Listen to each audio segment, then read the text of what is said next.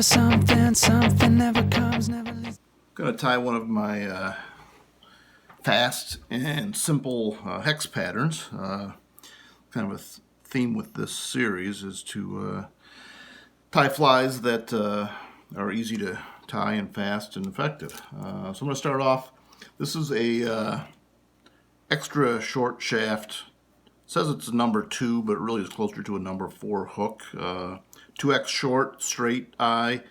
I really bought those mostly to use with tube fly streamers, but they turned out to be a really good hook for hex patterns as well. They float well because they're not too heavy, but they are big enough and strong enough to handle a big fish, which you get pretty often with a hex hatch.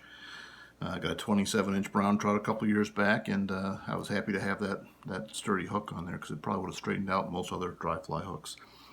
I'm just using black 6/0 thread. I'm going to tie an extended body. It's a deer hair body fly. Going to be a pretty down and dirty, but again effective fly. I'm going to start off with just some whitetail body fur, winter killed body fur. Obviously, same kind of stuff you're going to use for a bass bug or a mouse pattern or any other kind of deer hair bug that you want to float real well. This is going to be, as I said, a pretty effective fly. They look good to people, but I think they look especially good to hex eating brown trout because these things generally are fished in the dark. Occasionally you're going to get an early hatch or an early spinner fall where matching the hatch is a little bit more critical, but for the most part I think it's not too important to match anything more than size and shape. So if you're fishing in the dark, quite often I'll tie this fly in all white, for instance, so I can see it. In fact, in the spinner pattern, or even if it's a parachute version of this, for the parachute post or for the spinner wings, I will tie glow-in-the-dark fibers, and I'll show you those too here shortly. So to start off, though, I'm just tying in some deer hair. I just want to have a pretty basic extended body. I'm going to tie that down. I'm actually going to trim off the ends of that as well, and I'm going to put in some moose tail fibers, or I'm sorry, moose mane fibers for the tail on this fly. So those are that right there. You got to be a little careful tying this because you do trim it, and you don't want to trim off your moose mane when you're doing it. So you got to keep track of those. And moose mane is generally pretty dark. It's just almost black, so you can see it when you're tying this fly. So once I've tied it in like that, I want to make pretty tight wraps going backwards over the deer hair, and I'm going to actually keep wrapping out beyond the hook shaft. You can just hand your bobbin over your fingers here and lift it back up over your vise. Again, this is a fast and simple fly to tie, and that's the point. I tie brown drake patterns, obviously a little bit smaller, but otherwise pretty similar to this. So right at the end, I'm going to put in a couple extra wraps. And you can see it's starting to take shape as an extended body. And then you want to wrap forward, and I like to be fairly careful to make those forward wraps pretty even and line up with the wraps that you made going backwards. It's a pretty durable fly, but the life of a hex fly is not usually very long because you're fishing in the dark, and it's not unheard of to put them in the bushes or in the trees, or to get a big fish that will break you off. So you want to make these easy to tie and fast, but again, it needs to be effective. So alright, so there it is. You can see there's a few stray fibers sticking off. no big deal. Don't worry about those. Just trim them or leave them if you want.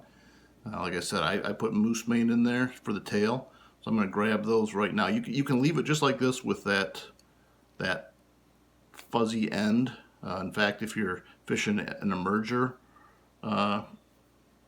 night, it's not a bad thing to leave on there, because frankly that little bit of fuzz in there kind of resembles the shuck of a nymph that's coming out of the water.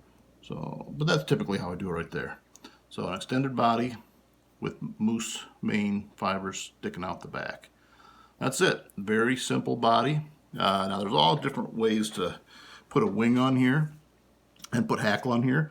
Generally speaking, I will use a saddle hackle, a grizzly or a dun, or really any color, but I typically go with grizzly saddle hackles, good quality saddle hackle, like a Hoffman or something like that, because they get these long, thin fibers or feathers that are actually pretty good for dry flies. And because this is a deer hair pattern, you've got pretty good buoyancy to start with, and really you're just trying to put a little bit of extra buoyancy in there and put the suggestion of some legs in there as well. So I'll typically put that in next, let it hang out the back, and then, as I started to say, there's a lot of different ways to put a wing on here. You can do a post that sticks upright. You can just really put some deer hair that just flares out to the back, almost like a caddis pattern would be, like you're doing an elk hair caddis. So do it kind of short. A gray colored deer hair works pretty good for that. You can do synthetics. In fact, for this pattern, I'm going to do a synthetic material. It's a quick, easy material, micro web wing material, but it doesn't matter the brand or really what it is. Any kind of synthetic. You can use a Zelon style synthetic, and you can do it as a post for a parachute, or again just put it off to the back as an upright wing, or splayed out for a spinner pattern. For this fly, I'm going to do this this synthetic right here, so it looks pretty cool, and it's actually pretty darn easy to tie in. So I'm going to try that, and I'm just going to sandwich it over the body right there, hold it in about the right position that I want for that proper wing look on a dun, an emerger, or dun hex fly. You can splay it out a little bit just to make it work better. And then at this point, I'm almost done. I'm going to take a little bit of dubbing, and I use, kind of a combination. I'll take 2 or 3 different colors out of my dubbing material, and I like to mix in a tiny bit of olive, tiny bit of gray, something with a little bit of sparkle. Never hurts, especially, as I said before, if you're getting into an emergence that happens before it's pitch black out, which happens once in a while. Usually this is a dark 30 hatch and spinner fall, but sometimes you'll see it early. So kind of all depends on the weather, humidity, everything else. So that's it. I'm just going to put a little bit of that dubbing on, and I'm going to kind of just make a little bit of a suggestion of a thorax for that fly. Going to come up, end right there, and I'm almost done. For this fly, I'm going to use my cradle for my thread, and use my rotary head vise. Put a couple turns behind the feather, or behind the wing I should say. Come right back in and fill that up with some hackle right there.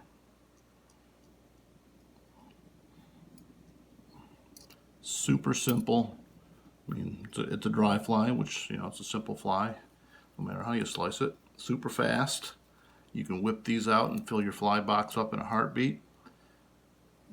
Get that locked in there. Put a few wraps in right behind the head.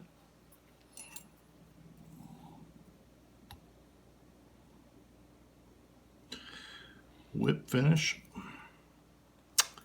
And you're almost done. One of the reasons I use the thread that I'm using, it's a 6/0. I usually use an 8/0 thread for most flies, but this is a little heavier, and I prefer it whenever I'm doing anything with deer hair. It stretches a little bit, but it's also strong enough so that when you crank down on the deer hair, it really kind of locks it in there, and the stretch is important for that as well. So that's why I like it. So there it is. That's one of my favorite hex fly patterns. A real killer. It floats great. Generally can see it pretty well. It's got a strong enough hook so that when you hook that big one, you're going to be able to land them. So that's it. And we'll do a spinner pattern here too. That's it. That's a done hex